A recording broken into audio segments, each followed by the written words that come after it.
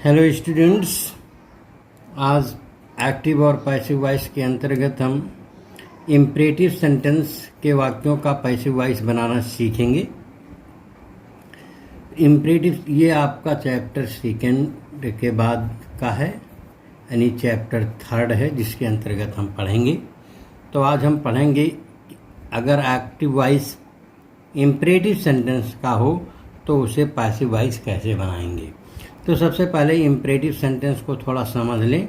Imperative sentence को हिंदी में हम आज्ञार्थक वाक्य कहते हैं। ओके, तो इस तरह का जो वाक्य होगा इम्परेटिव सेंटेंस, इससे आर्डर, एडवाइस, फॉरबिड या रिक्वेस्ट का भाव व्यक्त होता है। यानी आर्डर मतलब आदेश, एडवाइस माने सलाह, फॉरबिड माने मना करना और रिक्वेस्ट माने किसी को सलाह देना। तो जो इम्परेटिव का सेंटेंस होगा उसके द्वारा आर्डर, एडवाइस, फॉरबिड और रिक्वेस्ट का भाव व्यक्त होगा। ओके, और क्या विशेषता है इसकी?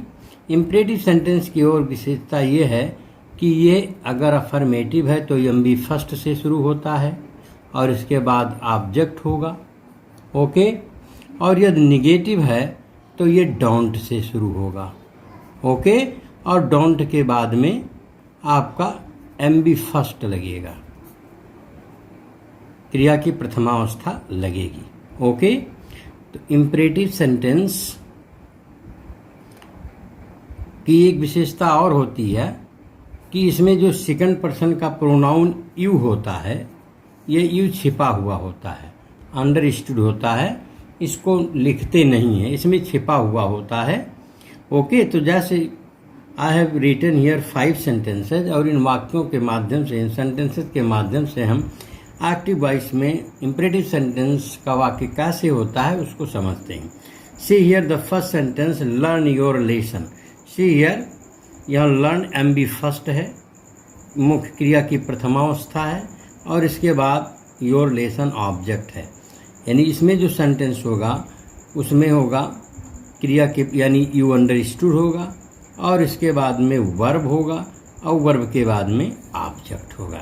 यानी वर्ब भी क्या होगी? वर्ब की फर्स्ट फॉर्म होगा, क्रिया की प्रथमावस्था होगी। ओके, इसी तरह दूसरा सेंटेंस है, अगर वाक्य निगेटिव है तो डोंट से स्टार्ट होता है और इसके बाद क्रिया की प्रथमावस्था आती है और फिर ऑब्जेक्ट लिखते हैं। ओके, यदि सेंटेंस में रिक्वेस्ट आया है, रिक्वेस्ट का भाव व्यक्त होता है। ओके, तब ऐसे में सेंटेंस प्लीज या काइंडली से स्टार्ट होता है। ओके, तो आप इम्परेटिव सेंटेंस को समझ गए होंगे एक्टिव वॉइस में किस तरह का होता है। अब बच्चों वर्ब को समझते हैं। तो जब हम इम्परेटिव सेंटेंस का वाक्य लिखते हैं तो उसमें जो वर्ब यूज होती है वह वर्ब ट्रांजिटिव भी हो सकती है और इंट्रांजिटिव भी हो सकती है। ट्रांजिटिव कहते हैं सकर्मक, यानी उसमें कर्म दिया रहेगा विद ऑब्जेक्ट, और इंट्रांजिटिव होती है बिना कर्म की, विथआउट ऑब्जेक्ट होगा, उसमें कर्म नहीं दिया होगा। जैसे see here very first sentence, learn के बाद ऑब्जेक्ट दिया हुआ है। इसी थर्ड सेंटेंस देखें, इसमें सिट डाउन दिया है, इसमें ऑब्जेक्ट दिया ही नहीं है। ओके, तो इस प्रकार से इम्परेटिव सेंटेंस जो होता है वह ट्रांजिटिव वर्ब अथवा इंट्रांजिटिव वर्ब किसी से भी स्टार्ट हो सकता है। अब आइए इसको पैसिव वॉइस बनाना सीखते हैं। ओके, तो आप समझ गए होंगे कि इम्परेटिव सेंटेंस का क्या मतलब होता है, क्या सेंस इससे निकलता है और इसकी रचना किस तरह से होती है। आइए इसको पैसिव वॉइस बनाते हैं। फर्स्ट सेंटेंस को आप देखें, इसमें लेट से मैंने स्टार्ट किया है, let your lesson be learned. इसमें आप देखें एक्स्ट्रा क्या जोड़ा गया है, योर लेसन जो ऑब्जेक्ट था इसी जगह पर है, लेट से वाक्य स्टार्ट किया गया है और ऑब्जेक्ट के बाद में बी लगा करके एम बी थर्ड लगाया गया है। ओके, यानी ये सेंटेंस आप देख सकते हैं कि ये जो पहला सेंटेंस है इसमें जो वर्ब यूज की गई है वो ट्रांजिटिव है, यानी इसमें सकर्मक है। तो यदि इम्परेटिव सेंटेंस का वाक्य वर्ब के बाद में ऑब्जेक्ट अगर लिए हुए साथ में, अर्थात उसमें ट्रांजिटिव वर्ब का यूज हुआ है, तो आप पैसिव वॉइस इस तरह बनाएंगे। सबसे पहले लेट लिखेंगे, लेट के बाद ऑब्जेक्ट लिखेंगे, फिर बी लिखेंगे और फिर एमबी थर्ड लिखेंगे। और इसमें बाई यू आप नहीं लिखेंगे। क्यों नहीं लिखेंगे? क्योंकि इंपरेटिव सेंटेंस में यू छिपा हुआ होता है, तो पैसिव वॉइस में भी हम उसे अंडरस्टूड ही रखेंगे। ओके, नेक्स्ट देखिए, डोंट टेल ए लाई। इसमें देखिए ये वाक्य निगेटिव में है, तो जब वाक्य निगेटिव में होता है तब पैसिव वॉइस कैसे बनाएंगे? आप बी के बाद में नॉट लगा देंगे, यानी बी के पहले नॉट लगा देंगे और ऑब्जेक्ट के बाद लगाएंगे। Okay, let a see here, ये आपका ऑब्जेक्ट है, लेट पहले आप लगा लीजिए। तो let a lie not be told, यहाँ आप ध्यान रखिए कि बी से पहले ही नॉट होना चाहिए। ओके, फिर हम वाक्य को देखते हैं, इससे क्या भाव व्यक्त होता है। डोंट टेल ए लाई, इसमें आपको सलाह भी दी जा सकती है, सलाह का भाव भी व्यक्त होता है, मना भी किया जाता है। ओके बच्चों, तो डोंट टेल ए लाई का हम पैसिव वॉइस और भी दूसरी तरह से बना सकते हैं। जैसे अगर सलाह आपको दिया जाता है तब आप यू आर एडवाइज्ड आगे जोड़ देंगे इतना, इसके बाद नॉट लिख करके टू टेल ए लाई करेंगे। ओके, तो यहाँ पर आपको एडवाइज्ड किया गया है। और इन केस अगर इसे आप फॉरबेड का थर्ड फॉर्म लगा के फॉरबिडन में बदलते हैं। ओके, यानी डोंट टेल ए लाई का मतलब झूठ मत बोलो, या तुम्हें झूठ बोलने से मना किया गया, तो इसको हम एक तरह से और पैसिव वॉइस बना सकते हैं। लेकिन जब हम you are forbidden to tell a lie, एक तरह से हम इसे और बना सकते हैं पैसिव वॉइस में, वो बनेगा you are forbidden to tell a lie. Okay, यहाँ पर देखें बच्चों, जब फॉरबिडन का प्रयोग कर दिया गया है तो नॉट को हटा दिया गया है, नॉट का प्रयोग इसमें नहीं किया गया है। You are forbidden to tell a lie. Okay, याद रखिए कि जब you are order to, you are advise to, you are forbidden to का प्रयोग करते हैं तब ऐसी स्थिति में टू बी का यूज नहीं करते, केवल टू के बाद में एम बी फर्स्ट लिख देते हैं। से here you are advised negative था तो नॉट लगा के टू टेल ए लाई यानी इन्फिनिटिव लिख दिया गया, टू के बाद में एम बी फर्स्ट लिख दिया गया। ओके, इसी तरह नेक्स्ट सेंटेंस देखें बच्चों, सिट डाउन, बैठ जाइए। इसमें आपको ऑर्डर भी दिया जा सकता है, अगर बराबर के स्तर का व्यक्ति है तो आपसे कहा भी जा सकता है कि भाई बैठ जाइए। ओके, तो आप ये देखेंगे यानी क्या भाव व्यक्त होता है। फिर ये देखेंगे कि ये ट्रांजिटिव है अथवा इनट्रांजिटिव वर्ब है, इसके बाद आप इसे पैसिव वॉइस में बनाएंगे। तो आइए थर्ड सेंटेंस को देखते हैं। तो अगर टीचर स्टूडेंट से कहता है तो उसमें ऑर्डर का भाव व्यक्त होगा, और यदि टीचर से ही कहता है बैठ जाइए तो इसमें जनरली कहने की बात हो जाएगी। तो आज तो इसको हम दोनों तरह से बना सकते हैं, यानी इट मीन्स आप सिट डाउन का पैसिव वॉइस दोनों तरह से बना सकते हैं और आपका सही रहेगा।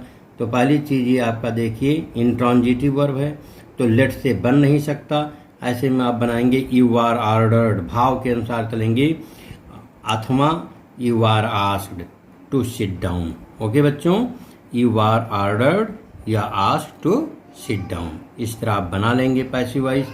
इसी तरह से next sentence, the fourth sentence को देखें बच्चों। ये वाक्य प्लीज से शुरू हुआ है, तो प्लीज से जब वाक्य शुरू हो तब उसके बाद में वर्ब चाहे ट्रांजिटिव हो या इनट्रांजिटिव हो, आप प्लीज को हटा दीजिए और पैसिव वॉइस में यू आर रिक्वेस्टेड से आप वाक्य को शुरू करेंगे। ओके, तो प्लीज बी क्वाइट का आप बनाएंगे you are requested to keep quiet, यानी शांति रखिए, चुप, आपसे रिक्वेस्ट की जाती है कि आप चुप रहें। ओके, तो आपको इस समझ में आ गया होगा कि जब प्लीज या काइंडली वाक्य में आया हो तब आप पैसिव वॉइस में उसे हटा दीजिए और एम बी फर्स्ट के पहले टू लगा करके उससे पहले यू आर रिक्वेस्टेड लिख दिया करिए। ठीक है, तो you are requested to keep quiet, चाहे उसमें प्लीज आया हो या काइंडली आया हो, उसको आप हटाते हुए यू आर रिक्वेस्टेड टू जोड़ दीजिए। ओके, तो आपका पैसिव वॉइस बन जाएगा। आइए नेक्स्ट सेंटेंस लेते हैं बच्चों। ओबे योर पेरेंट्स, इस सेंटेंस को देखें, ये वर्ब है और योर पेरेंट्स ऑब्जेक्ट है। ओके, तो इसे आप लेट का प्रयोग करके बना सकते हैं। तो let your parents be obeyed, आप इसे इस तरह भी बना सकते हैं, और अगर आप इस तरह भी अगर दूसरी तरह से बनाना चाहें तो बन सकता है your parents should be obeyed. आप इस तरह भी पैसिव वॉइस बना सकते हैं, लेकिन आपको डाउट रहेगा कि इसमें शुड का प्रयोग हुआ है जो मॉडल ऑक्सिलरी है। ठीक है, लेकिन आपको इस तरह से भी मिलेगा, जब कहीं आप पढ़ेंगे किताब में देखेंगे तो इस तरह भी आपको मिल सकता है। ओके, लेकिन ज़्यादा अच्छा यही होगा कि let your parents be obeyed, यानी लेट का ही प्रयोग करके अगर आप पैसिव वॉइस इसका बनाएं तो ज़्यादा अच्छा रहेगा। ओके, तो इस प्रकार से बच्चों आपने ये सीखा कि इम्परेटिव सेंटेंस का मतलब क्या होता है, ये क्या क्या भाव व्यक्त करता है, इम्परेटिव सेंटेंस में वाक्य की रचना किस तरह से होती है, और किस तरह इसमें ट्रांजिटिव और इंट्रांजिटिव वर्ब का यूज होता है, और फिर इसका हम पैसिव वॉइस कैसे बनाते हैं। यदि वाक्य में यूज किया गया वर्ब ट्रांजिटिव है तो पैसिव वॉइस कैसे बनाएंगे, और यदि इंट्रांजिटिव वर्ब का यूज हुआ है तो कैसे बनाएंगे। ओके, आइए कुछ सेंटेंसेस को लेते हैं हम, जो बहुत महत्वपूर्ण सेंटेंस हैं और विभिन्न परीक्षाओं में आए हुए हैं। इनका हम पैसिव वॉइस बनाते हैं। आपने जो सीखा उसका टेस्ट दीजिए। ओके, ये सब बोर्ड पेपर से लिए गए हैं, बहुत ही इम्पॉर्टेंट हैं। आप इनका पैसिव वॉइस बनाइए। ओके, जैसे open all the doors and the Windows, इसका आपको पैसिव वॉइस बनाना है। तो क्या करेंगे, आप पहले देखिए कि क्या ये इसमें जो यूज की गई वर्ब है वो ट्रांजिटिव है अथवा इंट्रांजिटिव, तो आप पाएंगे ट्रांजिटिव है। तो आप लेट से स्टार्ट कर दीजिए, इसके बाद ऑब्जेक्ट खोज लीजिए। तो let all the doors and the windows be opened. Okay, आपका ये पैसिव वॉइस बन गया। इसी तरह से नेक्स्ट है put the bottle on the table. इसमें आप देखिए, अब पुट के बाद में जो ऑब्जेक्ट आया है यानी पुट भी इसमें ट्रांजिटिव वर्ब है, तो इसको भी आप ऐसे बनाएंगे कि let the bottle we put on the table. आपका ये पैसिव वॉइस बन गया। नेक्स्ट देखिए बच्चों, शट ऑल द डोर्स। इसमें शट भी आपका ट्रांजिटिव वर्ब है, इसलिए आप जब पैसिव बनाएंगे late all the doors be shut, ये आपका पैसिव वॉइस बन गया। इसी तरह से नेक्स्ट है tell him to leave the room. इसमें भी टेल जो वर्ब है इसके बाद ऑब्जेक्ट आया है यानी ये ट्रांजिटिव है, तब इस भी इसका भी पैसिव वॉइस ऐसे बनेगा लेट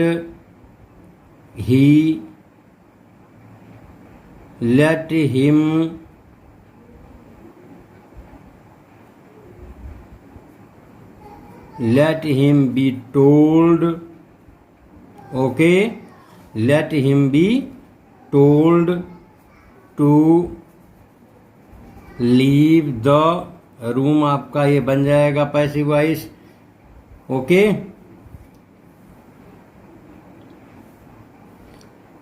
नेक्स्ट है push the terrorist behind the line of controls. इसमें भी आप देखिए पुश के बाद में ऑब्जेक्ट आया है, तो आप इसे लेट से शुरू करिए और लेट द टेररिस्ट, ये आपका ऑब्जेक्ट है the terrorist, let the terrorist, इसके बाद बी लिखिए फिर पुश्ड लिखिए थर्ड फॉर्म, इसके बाद आप एडवर्ब लिख दीजिए बिहाइंड दी, प्रीपोजिशन लगा के behind the line of control. तो इस तरह से आप इसका पैसिव वॉइस बना लेंगे। एंड नेक्स्ट देखिए टेक हिम होम, इसमें भी ऑब्जेक्ट आया है टेक, इस प्रकार से आपका ट्रांजिटिव है।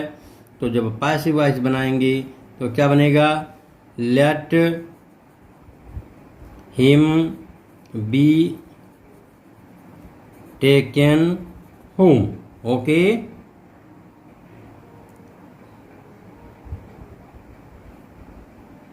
नेक्स्ट है बच्चों बहुत इंपॉर्टेंट है, आप ये देखिए डू दिया है फिर स्पीक दिया है, ये बहुत ही इंपॉर्टेंट सेंटेंस है, कंपटीशन में इस तरह का आता है। तो आप देखिए इसमें ये सेंटेंस MB फर्स्ट से स्टार्ट भी है, इसमें मुख्य क्रिया की प्रथमावस्था यहाँ है और यहाँ पर भी डू लगा है जो आपको MB फर्स्ट की तरह दिखता है, लेकिन ऐसा नहीं है। इस डू का अर्थ होता है बच्चों ये इम्फैटिक, यानी इसमें हम जोर देने के लिए, फोर्स देने के लिए डू का प्रयोग किए हैं और इसका अपना अर्थ यही है, यानी हम सेंटेंस में जोर देते हैं। स्पीक ट्रुथ का मतलब डू स्पीक ट्रुथ, मतलब फोर्स दे करके कहा जा रहा है आप सत्य अवश्य बोले, यहाँ डू का मतलब होता है अवश्य।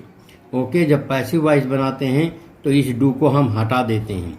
ओके, जब इस डू को हटा देंगे तो पैसिव वॉइस बनाने के लिए आप वर्ब देखिए, वर्ब के बाद ऑब्जेक्ट आया है इसलिए ये भी ट्रांजिटिव है।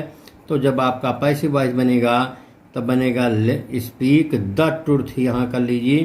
तो स्पीक द ट्रुथ, तो let the truth be, speak का थर्ड फॉर्म आप कर लीजिए स्पोकन। ओके, तो इस प्रकार से आप पैसिव वॉइस बना लेंगे। ओके, तो इस प्रकार से आज का ये चैप्टर फिनिश हुआ। और यदि आप चैनल पर नए हों, आपने इसे सब्सक्राइब न किया हो तो इसे आप अवश्य सब्सक्राइब कर लें।